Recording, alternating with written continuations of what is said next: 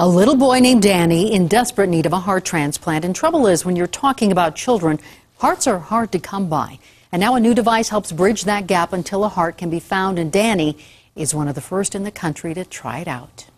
I think these two are from the Berlin, and then the rest are chest tubes. When you look at Danny's chest, he has the scars to prove he's been through a lot. This wiggly little boy wasn't so wiggly just a few months ago. Usually he's smiley and do the baby talk to me, and he didn't do anything. He just gave me a look. You know, most moms know that look when something is wrong. Danny ended up at Children's Hospital just before his first birthday, July 29th. When you first saw him, what kind of shape was he in? He was really critical.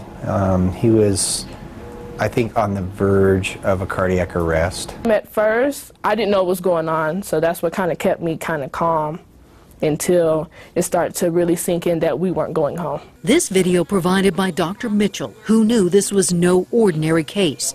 The right side of Danny's heart was so diseased, he needed a new heart. Only problem was Danny didn't have time to wait. It was either Berlin or say your goodbyes. So I was like, hey, do the Berlin, let's go. The Berlin is this device made in Germany, sort of a temporary heart replacement that takes over the heart's job of pumping blood.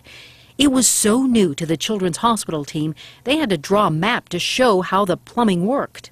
So he got two of these little heart pumps connected to his heart through an open heart incision with these tubes that are designed to go from inside to the outside. It's actually a really amazing piece of technology. Amazing because it sits outside the body and buys time for heart recipients like Danny. In Danny's case, it was experimental. Children's was the first hospital in the Rocky Mountain region to use the Berlin. He told me there were some people that lived and some people that, you know, passed on, but...